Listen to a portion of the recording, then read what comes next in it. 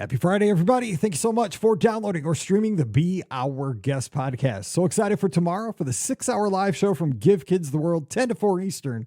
Hope you'll join us for that. But right now, Scott and I are back together, and we have a PTI type show. Yes, pardon the interruption. We take a bunch of topics and just discuss those in the Disney hemisphere. So just we're bouncing around. We're talking about where the new sports bar at Walt Disney World should be located. If only they would greenlight one. We talk about the parks we go to first and last on our vacations, and many more topics coming directly from the clubhouse.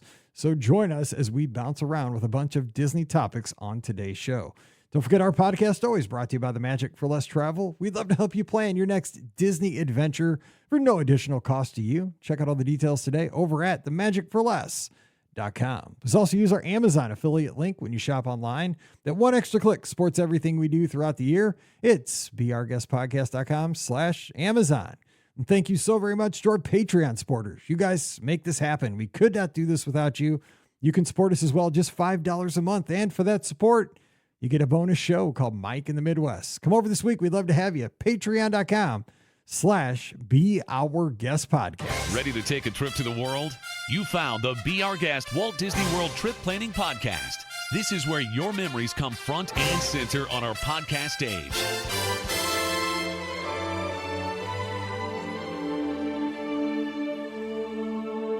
Welcome to episode 2653 of the Be Our Guest Walt Disney World Trip Planning Podcast. I'm your host, Mike Rallman from beourguestpodcast.com and one of the senior agents over at the Magic for Less Travel. Happy Friday to you. Hope you're having a great start to your weekend already. If you're heading into work today and listening on your commute, hey, we've got this thing licked. And I'm waking up down in Florida, Central Florida, and getting ready for the big 6-hour live show from Give Kids the World here in just about 24 hours. I am super excited because you guys know I love doing the Be Our Guest podcast, but we get to do this one in person tomorrow on Saturday.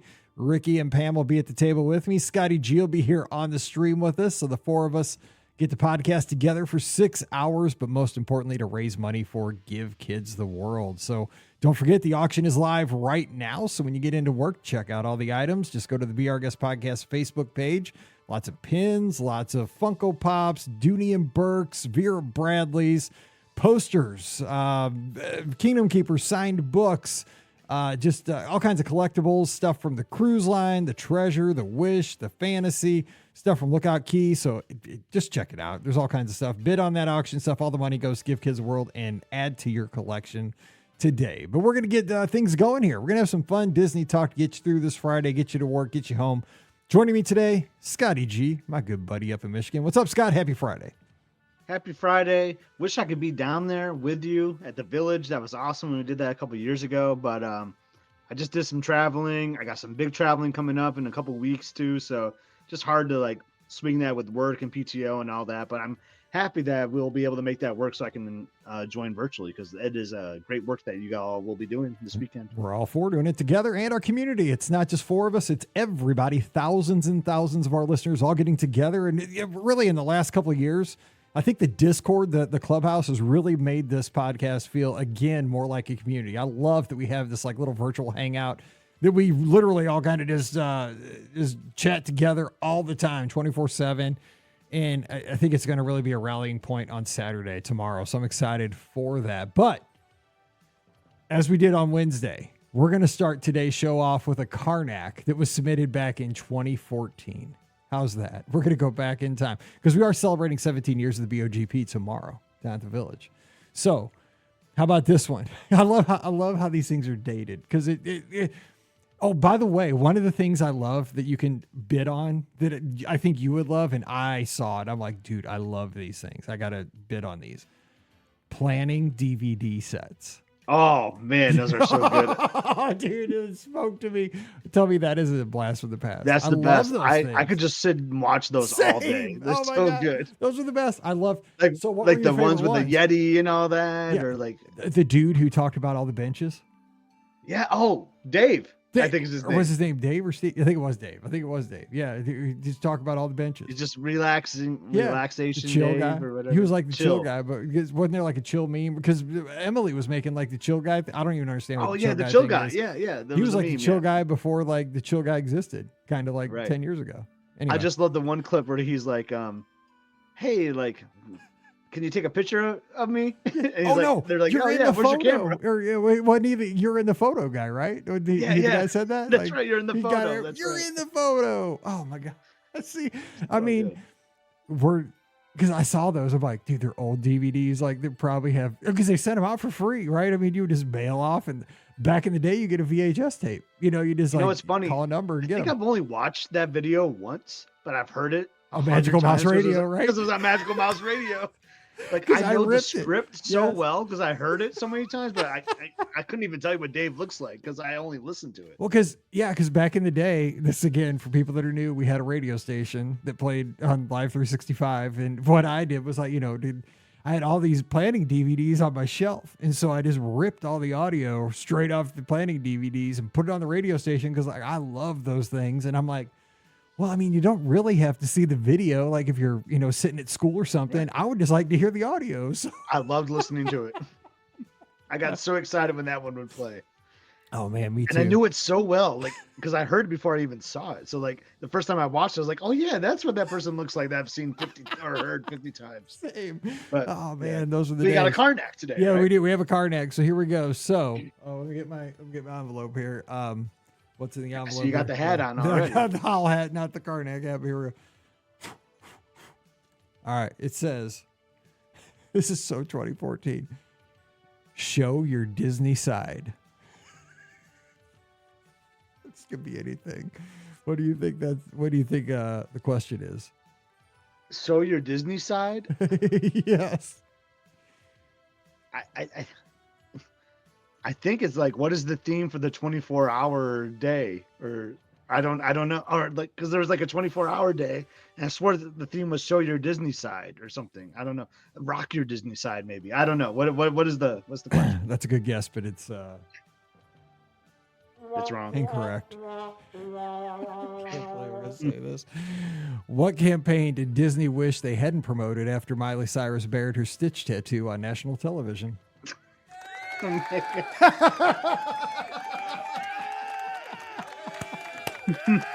Moving on. Yes. Okay. So today we're gonna do a PTI style show. That's a Friday show. We're gonna do a PTI style show. If you don't know, that's a show on ESPN where Wilbon and who's the other guy? Kornheiser, correct.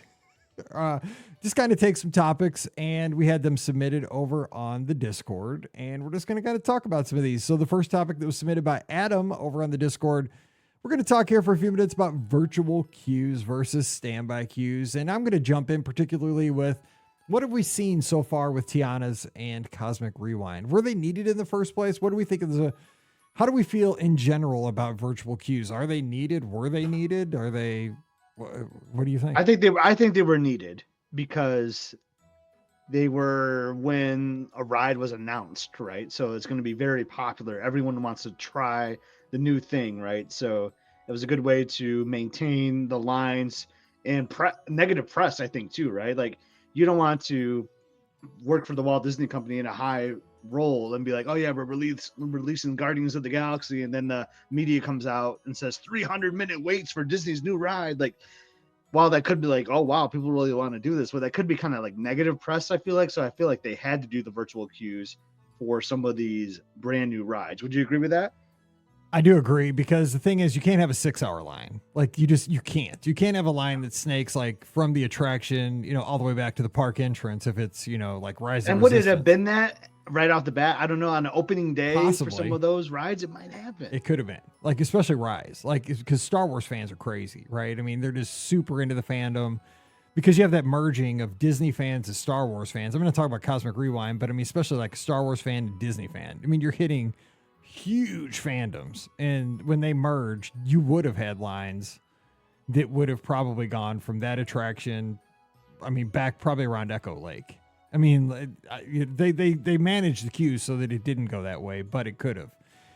So you're right. I mean, there is a time and a place, but I've seen people, because I follow social media, and I've seen the argument though that they should use them even more, because the way they should work now, again, there's positives and negatives, but the way they should work is that you should literally be virtually standing in line while you're able to go snack and shop. And I mean, that's the whole point of it, right? I mean, Disney, yeah, I mean, Disney wants you spending money instead of standing still in a line for 90 minutes. Like you're kind of like a dead consumer to them for 150 minutes while you're standing in line. You're not doing anything. You're not buying sodas. You're not buying merch. You're not doing anything. But if you are virtually standing in line, you're possibly buying a Dooney and Burke, or, buying a hot dog or something. So I would think Disney would want you in a virtual queue situation, right? Right. Yeah. Because you could be, because you're an active consumer instead of standing in line. Yeah. Yeah. But I mean, what do you think the guests want? But I found that you were staying in long lines anyway. Yeah, I know. That's the whole thing, is they don't manage it well. That's and plus, like, to do that, like, I don't think a lot of people were hip with the 7:00 a.m. getting up in the morning and the stress of, like, it's a lottery situation. Yeah, I don't like virtual queues. I'll just say that for the record, because I don't like having to do that extra work. I'm like Dave. I'm the chill guy from the videos, Like, I don't want to have to wake up early to get into a queue, and then just to find out that I didn't get into it. That's a really rough start to your vacation day, right? Like, oh yeah, I woke up early. Well, I mean, I'm always up, but like some people, like, they might have to set an alarm for that or whatnot. And then you're excited. Oh yeah, we're going to have this great day at Epcot. We're going to do this. And then you find out you can't even do the ride. Like, that just is painful. I'm paying for park admission. I should be able to do the ride if I want to, right? Yeah. My whole thing is, I think the guests should have as much control as possible. With standby queues, you do have that control. I mean, you get to make the choice. I mean, am I going to stand in line for 120 minutes, but I'm guaranteed to ride the ride? But it's a sacrifice, right? I mean, that 120 minutes there's X amount of minutes in your bucket in the day in the theme park, right? You could just look at it and say, the park's open for 12 hours today. That's X amount of minutes. How am I going to allot those minutes? Am I going to take a big chunk of them and go on this one big ride and use that? That's your choice. But you're going to guarantee to get to ride that attraction as long as it stays up. With virtual queues, it was a crapshoot unless you wanted to pay extra. And I mean, this is just me, and everybody has different philosophies, but I just hate buying individual lightning lanes, because you've already paid a premium to get into that theme park. It just, philosophically, to pay more to ride an attraction that you've already paid big money to get into a theme park is just it's a hard sell for me. It still is. I've done it once for Radiator Springs, but I still, that's so, and like you said, when you have multiple family members, I mean, you're talking like it could be triple digits for one attraction. It's crazy. Yeah. So I think it's good when you're launching something new. I think it's a good way to do crowd managing that way. But they got rid of the Tron one rather quickly. I mean, compared to like, Guardians was just like way too long. But yeah, I don't know. I don't like that. But it's weird. Like, are they getting rid of the virtual queue for Run Disney? Like, I know. That's always interesting to me. Like, what? And that frustrates the heck out of me too, that there has to be a queue for the Run Disney Expo, because you could miss out on buying merch, and that's a whole nother rabbit hole that I don't want to get down, because non-runners are buying merchandise or whatever. But I wish they would kind of get rid of the virtual queue for that too. And with that, I just wish they would drop the virtual queue. And because the thing is, who cares if there's a super, super, super long line over at ESPN? Nobody's affected by that except the runners. You know what I'm saying? Like, the general public is not going to be affected by that. Like, the only people that's going to affect if that line is 10 miles long are runners. Nobody's over at the complex except the crazy runners. And it's only the crazy people that are going to be in that line at the beginning of the day. So let's have at it. Like, if people want to get there early and just duke it out for that first spot, like, at least everybody has control. You know what I'm saying? Because there's so many people. I mean, sometimes you have to book a hotel like the night before so you can be there the next morning to be able to get into the queue. You know, like, that's crazy. Like, that drives me nuts. Another thing with that, I know we got more topics, but we've said this before, but it's easy solution for Disney, I think. Like, the virtual queue for Run Disney can keep going as long as you have to log into Run Disney's website and confirm that you have a race bib for that race 100%. Weekend, and then you can join. Otherwise, you can't get in that line. That's really how it should be. So easy. Okay, the next question, that was from Adam. He has a second one. Which park do you start with and which park do you end with? Do you have a hard rule on that? So I don't necessarily have a hard rule, but I believe I talked about this on Wednesday's episode. My first ever Disney day, we went to Epcot. And that's kind of just been my tradition ever since, because it's kind of what we do. And like sometimes like we don't necessarily plan it, it just happens. And it's happened a lot recently because of the virtual queue for Guardians of the Galaxy. That's like my favorite attraction now at Walt Disney World. So I want to maximize how many times I could do that back in the day. So I was always trying to get virtual queues for many days there. So I just always start at Epcot. I think you're a Magic Kingdom guy. Is that right? I am. I mean, I'm very traditional, right? I mean, I feel like you get there. It has changed over the years. I'm not as like rigid on it. You know, sometimes, and again, with theme park reservations, it used to be when it was a little bit harder with theme park reservations. Sometimes you'd have to be flexible in where you went. But now that it's pretty simple to get wherever you want to go, Magic Kingdom's usually where I go first, and just get the lay of the land and just kind of get a snack or a meal there first. And I do usually finish with Magic Kingdom too. That's kind of like where I'd like to have that last stroll down Main Street, maybe get an All-Star Sunday or a All-American Sunday before I go home. Yeah.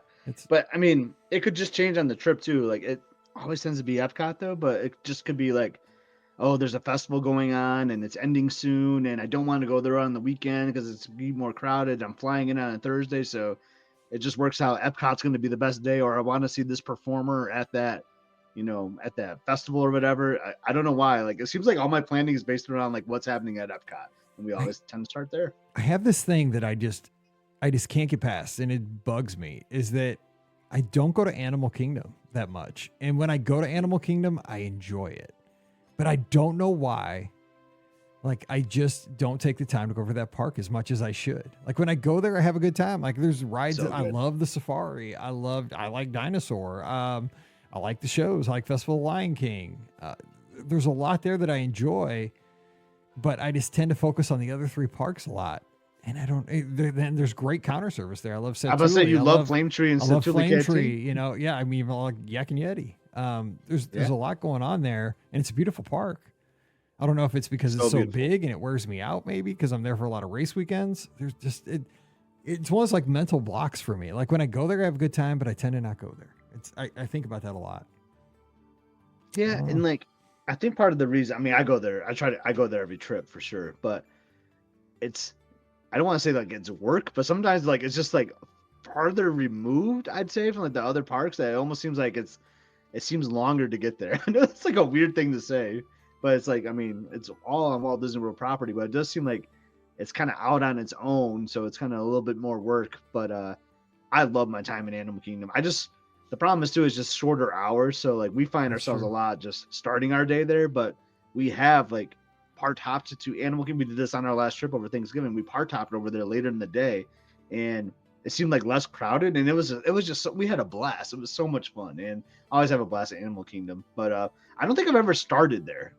It's more like in the middle of the trip. Yeah, I've never started there. And you know what? I've never park hopped to Animal Kingdom in my life. I've always gone there. You should do it. It's cool. I know, and that sounds crazy because I'm thinking about that. I've never once in my life park hopped to Animal Kingdom. I've always gone there in the morning, first thing, and like done everything I can, and then we go back, take a break, and go somewhere else. Like, because we want to get in and out before it gets super hot, because that park is hot. We've never, because if you park hop, because it's short hours thing typically. Like you're not gonna. Yeah, that's interesting. I should try that sometime. Just go for a few hours. I go in the summer. We do kind of end with Magic Kingdom. I think we tend to end with Magic Kingdom because like it's usually open the latest too, and it's it's so electric at night.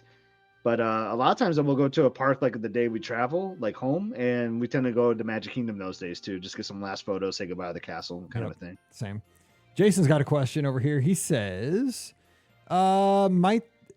is there anything specific you'd want the parks to adopt from Disney Cruise Line? Thinking like the standards or service that many have said Disney Cruise Line, that puts Disney Cruise Line on top of everything in terms of that Disney difference.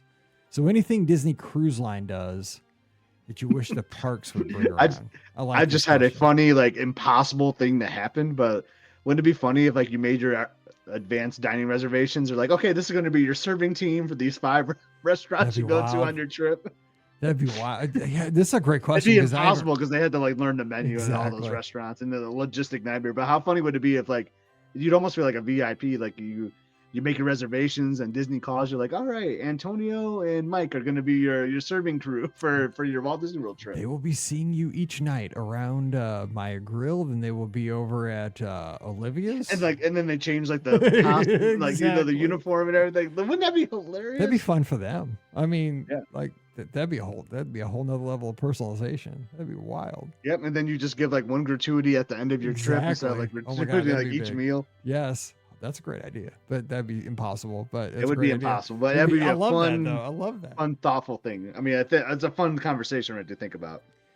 Yeah, see, because we had that conversation we talked about this. You heard it yesterday on the replay. I think about Disney Cruise Line is really good about just that Disney difference. Like they're still really focused on the customer service, taking things to the next level. Really, the details are super there still on the ships with the cruise director staff and their entertainment and how they do things in the staterooms. Even like for the staterooms, for example, I think with Jason's questions, like they still have, I mean, here's the little stupid little things, but like they still have the pins in the staterooms. They don't have that in the hotel rooms anymore. You know, like the little chocolates on the pillows at night are kind of fun. But you are paying a lot more for a cruise than you are for like a stay at Pop Century or Coronado Springs. So I get that. But like towel animals, next level towel animals every night. Just like the stateroom is presented in a way that it blows you away when you walk in every time. I think the way even they clean your room. Yes, even at Pop Century, that used to happen 10 years ago. It's not so much anymore. I mean, it's still a clean room, but it's not like, you know, I used to take pictures of how, like, when we would come back to the room at All-Star Music and, like, all the Mallory's little animals would be, like, with a remote watching the cartoons. That was the best. I love that. Yeah. Stuff like that. I miss that a lot. That's actually a good call out, Mike. So you have anything like that? I mean, that's like stateroom presentation, possibly. Yeah. I almost was going to say, like, clean your room twice a day, but that would be another impossible one. But if they could just present it, like, do a really, like, fun job that first time. I loved seeing Emily's stuffed animals, like, doing, like, funny things in the room. Like, I miss seeing that Walt Disney World. That was the best. That's fun. But I would just say, like, I mean, I always say, and this is not a knock at our Walt Disney World cast members. They are terrific. They do a wonderful job. But there's something about the service on Disney Cruise Line that is just like, I always say it's the best of the best. I almost feel like on Disney Cruise Line. And I would just love to bring more of that into the parks and resorts. If there was a way, I don't know if it's more training or what's better pay. Like I don't know what it is, but I just feel like you miss a little something in World compared to Disney Cruise Line from the interactions with the cast. I think too, it's more intimate setting, so they get a chance to get to know you over the course of a cruise, right? So they get to interact with you for 5 days. I think we're at Walt Disney World or Disneyland, it's like a one and done situation. Like you get to see a cast member, you probably never see them again. Like it's a one-time thing where you will see these cast members on the cruise line over and over. Like you'll have your server at dinner, and then you might see him again at Cookies 2 on the island, and you kind of develop a relationship, which goes a long way. I think is really cool. Here's a cool one and I love this screen name. He Who Waits in Long Lines, who's also Billy over in the clubhouse. Skyliner crawl versus a monorail crawl. Which one would you go on for like a fun night? Monorail crawl for me. I just like the lounges better on the monorail. From the Tambu, and then the Outer Rim, you know, Outer Rim, Tambu. You could do Enchanted Rose, and like it's so good.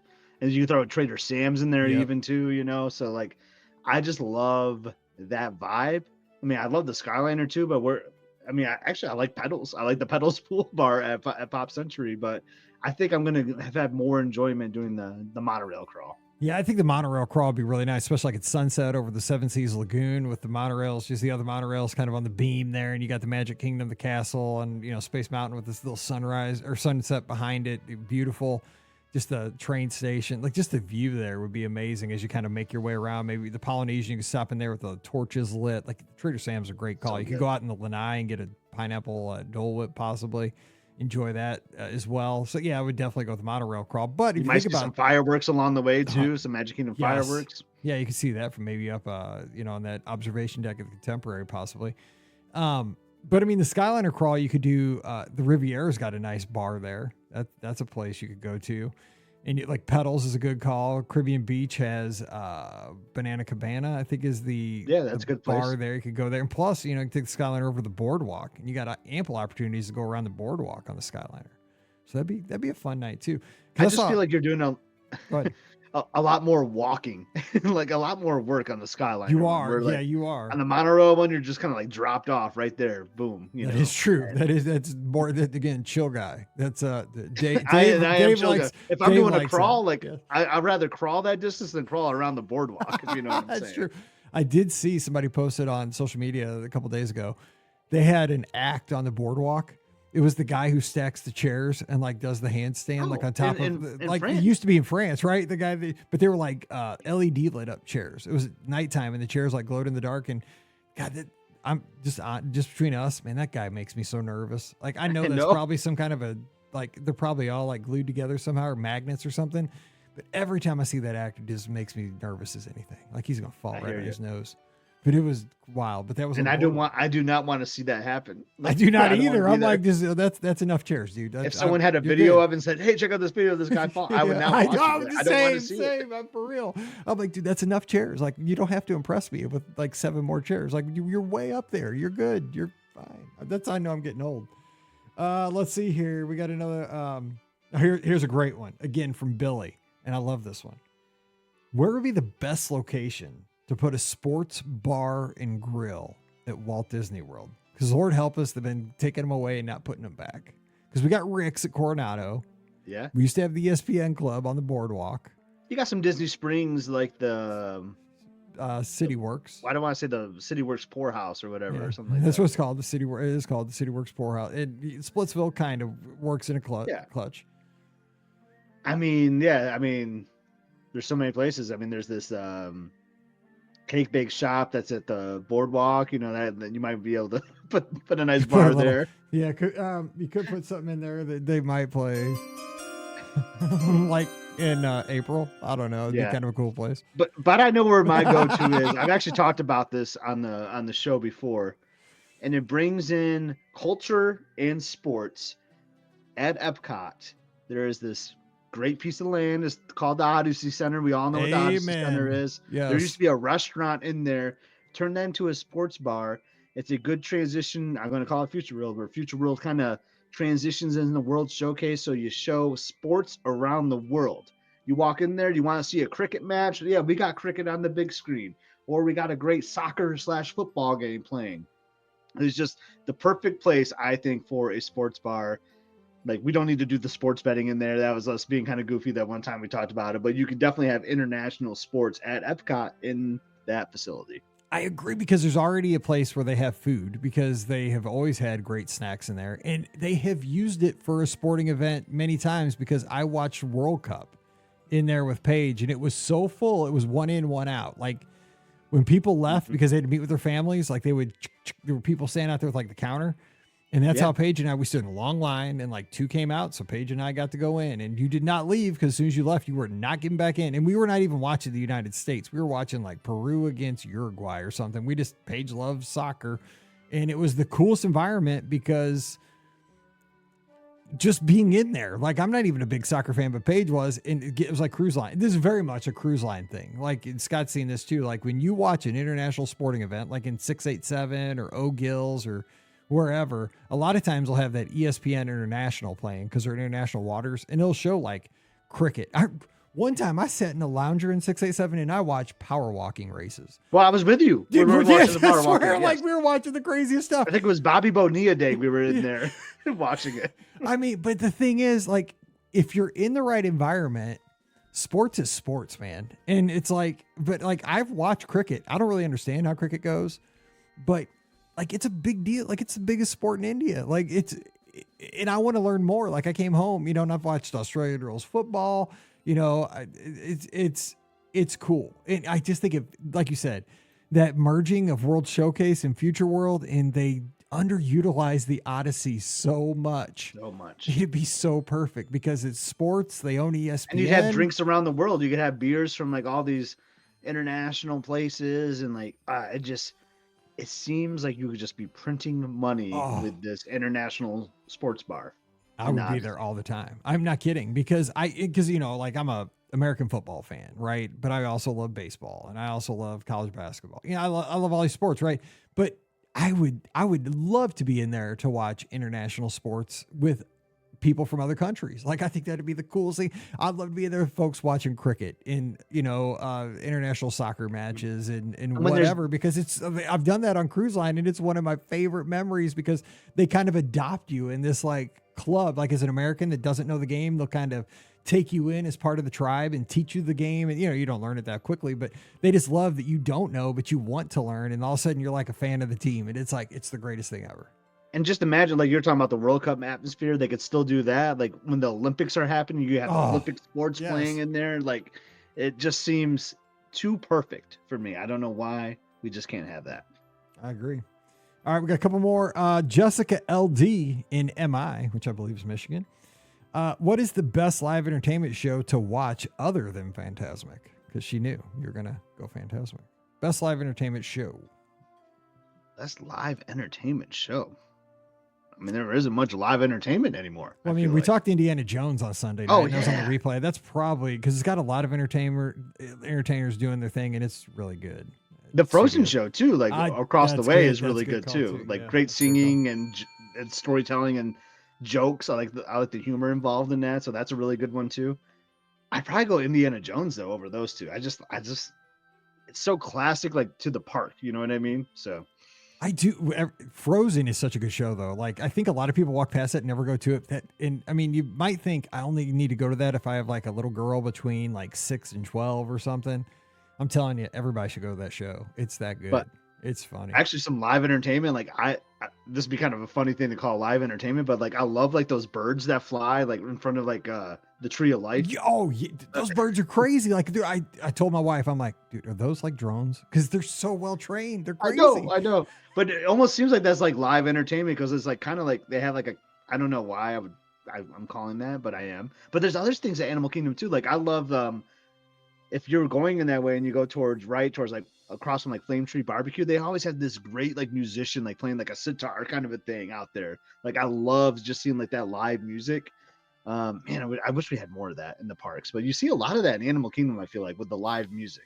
Yeah, it's true. The sitar guy, I've seen him. Yes. Well, the original. I mean, I think he's got like some like pre-recorded music happening in the background because like hear all these crazy. Yeah, he's got some beats. Yeah. I think he's like all he has is a sitar, but it's so good. Yeah, I agree. And Jason says, I know I only watch sports and love, but I have seen Ted Lasso and I do like the show. And by the way, like my treadmill has a big Believe poster right over it where I run every day. Thanks to Jennifer, one of our listeners who had that down at one of the Run Disney races. And when the race was over, she gave it to me. So our listeners are the best. So yeah, I have a Believe poster right there over my treadmill.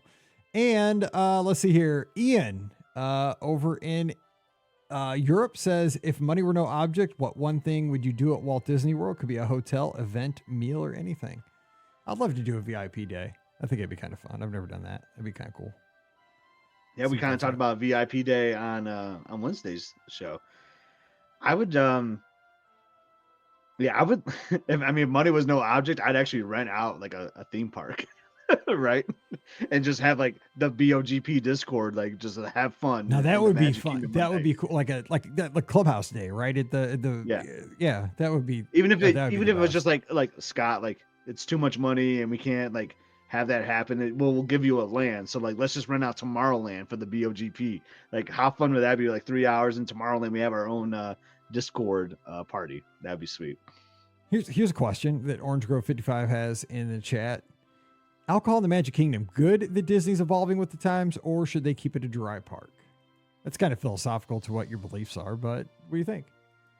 I like to have a cocktail every now and then. I find it enjoyable, not for everybody, but I think the Magic Kingdom and Disneyland should be a dry park. It's just how it was. Like I mean, I know times change and everything too, but I feel like that's so family friendly, you know, and like. If you're like 30 years sober, 20 years sober, whatever, and you want to go to the theme park, granted, like it shouldn't bother you if you're like, you know, you're on that recovery path and you've done such a good job. But like, I think it's just nice to go to a place and you know it's just going to be dry and you can have a fun time with the family. I'm with you. I totally agree that because if there's an opportunity to drink at the other three parks and ample opportunity to have lots of fun beverages and stuff like that to imbibe. But I will say this again, I'm from a family that grew up where nobody drank. But I am glad that the way that they did it, that you don't see people like walking down Main Street with like a Busch Light can. No beer carts. Exactly. Yes. I mean, at least it is contained to sit down in restaurants and it does not leave the restaurant, because I know that they could have looked and said, we can sell a lot of liquor and a lot of beer and stuff like that off of carts, and, and people could have it around the park, and like, you don't see it, like it's not out there unless you're sitting at a restaurant. So at least there's that. And I mean, I'm a person who doesn't drink unless I'm on vacation. I'll have a margarita. Like, I don't drink beer or anything, but yeah, I mean, at least it is kind of tempered a little bit, but yeah, I would like Magic Kingdom. And I've done it too. Like I talked about the other day, I've had a beer, Be Our Guest. I've had a beer, Liberty Tree, things like that. Like, and I enjoy it. And it's just, I'm 100% with you. I'm glad there's not the beer carts. Cause that would really just bring down. That would really Disneyland bother Magic me. Kingdom to Yeah. me. Cause it would just be like a money grab, right? And it would be killing the theme for me. Like, if Main Street had people like Bud Light cans or bottles, it's just like, it just feels wrong. I mean, it probably wouldn't be in a bottle. They probably poured into like a plastic cup, but it would it would still feel like you're at the ball game or something. Exactly. I mean, I'm from St. Louis, man. Bud Light bottles are it's just, everybody's got Bud Light around here. Like, it would kill it for me. So do you have any topics you want to bring to the table real quick? Because we kind of went through the Discord. They had some great subjects here, but we have about 5 minutes maybe. Anything else kind of bring here on a Friday? You're putting me on the spot. Well, I know because it's really time to wrap. But man, good topics there. But what is an auction item that you talked about one? What was the auction item you were just talking about that you were going to outbid me on?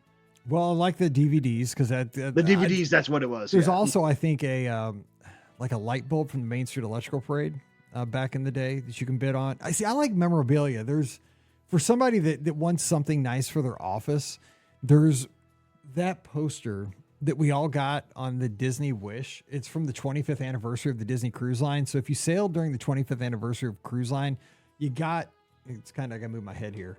But if you're watching the video, it's that Captain Mickey framed piece of art that everybody got in their stateroom on the last night of the cruise.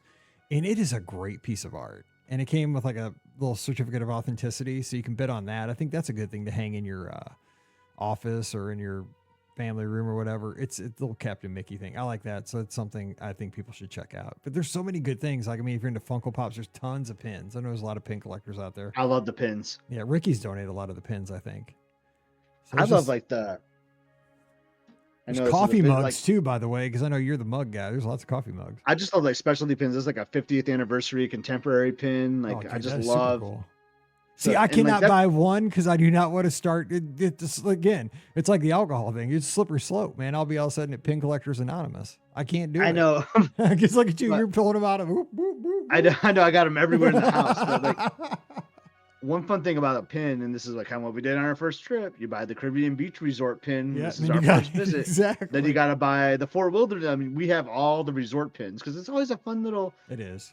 Token of your trip, right? Like, yeah. I just like doing the pins. Yeah, I agree. Well, I think we're going to call it a show and get ready for tomorrow because we got 6 hours of podcasting coming your way in like 24 hours. Can't wait. I'm excited. All right. So we're going to jump out of here again. Join us tomorrow, Saturday. That is March 8th, as we'll be broadcasting live from Give Kids the World Village. Come over and join us. It's in Kissimmee. Just Google Give Kids the World. Come see us. Just when you get to the guard check, tell them you're there for the Be Our Guest podcast. They'll escort you to the room. I forget what the name of the room is, but it's not important. It's right. Hold on, I got to interrupt you though. We're talking about pins. Oh, Jason has 2,500 pins. That is why I don't have any. Well, I mean, I have like some. I have like, you know what I have a bunch of? I have a bunch of those ones that gave you at Coronado Springs during construction. Because I like a bunch. Actually. Those are really cool. Like with the little construction hats. I think it was like Chippendale. Was that who it was? Yeah. No, it was the 3 Caballeros. Yes, 3 Caballeros with like construction hats. Those were so cool. I have a bunch of those. Yeah, I love those. Because they gave them in your room every time. And before you close out, I should have opened the episode this way. I know she doesn't listen, but happy birthday, Pam! Yes! My wife. Yes, it is. She never listens to the show, but yes, happy birthday to my wife. And we would feel bad if we didn't at least acknowledge that today is her birthday. Yes. I mean, she's so not about ever getting attention. She'll kill me. Like if I bring attention to her. I'm gonna send a singing telegram to her. Oh, this year. stop, dude! You will get murdered. I'm just saying, my wife does not like attention brought to her, but yes, I love her, and it is her birthday. And So yes, everyone I'm blow out of up her. town. Everyone find her Instagram, find her on the socials, and blow her up. Yeah, she will kill me. Wish her a happy birthday. Do not do that. I'm already in hot water because I'm out of town, but well, it's fine. She knows it's for a good cause. All right, so don't forget. Tomorrow, we'll see you on the streams, 10 to 4 Eastern. I want to see hundreds of people on the streams throughout the show, donating, getting the auction items, taking your calls. We're going to have a good time. We're going to have draft shows. We're going to be talking all kinds of stuff. We're going to be bringing out all the good Karnaks, maybe. We'll be telling you all about the Village, so it's going to be a good time for 6 hours of podcasting tomorrow from the Village, 10 to 4 Eastern on Saturday. So that'll be our Sunday show, but it's a day early on Saturday. It's 6 hours instead of 1. So there you go. All right, don't forget our show brought to you by the Magic for Less Travel. We'd love to help you plan that next Disney adventure for no additional cost to you. Check out all the details today over at themagicforless.com. Please also use our Amazon affiliate link. It's beourguestpodcast.com/Amazon. Thanks for clicking through that. Anytime you do that online shopping, really does help us out. And especially our Patreon supporters. You guys are the all-stars. You keep us on the air. We cannot do this without your support, so thank you for that. You can support us as well, just $5 a month. Thanks to Jason and Vern. They supported us this week. Appreciate that so much. And, you get a bonus show every week when you support us. It's called Mike in the Midwest. It's crazy stories. This week, I'll tell you, I talked about my modeling career. I know it was short and it was crazy. And I got hooked in by a high school girlfriend. I know the things you do when you're in high school and you're in love, but it was funny. The best part was I did freeze modeling. It was awesome. You scared kids in the mall. It was so... telling you, that's high quality content right there, worth your $5. So come on over to patreon.com/beourguestpodcast. Give us a follow on the social media. I'm at beourguestmike on Twitter, Instagram, and Threads. Scott's at Epscott, EPSCOT in those places. But more importantly, you need to get over to Must See Adventures on YouTube. Scott, what's happening over on the channel? Yeah, please like and subscribe. Like, we got some Disney content. We're showing our Thanksgiving trip at Fort Wilderness and all that. It's a lot of fun, and soon we'll be sharing like our, because people are thinking about the holidays already. It's crazy. It's like March, but you're thinking about holiday trip planning. So we're going to have some Christmas party footage and things like that. So like and subscribe. You'll have a good time. Smash the button, as they say over on Must See Adventures on YouTube. All right, we're jumping out of here, and we'll catch you tomorrow. It's going to be a weekend show, 10 to 4. See you on the streams. It's going to be a ton of fun. And get out that wallet. Support the great families that give kids the world. So for Scott, I'm Mike. Wishing you a great Friday. Let's have some fun. Stay safe, stay healthy, and we'll see you real soon.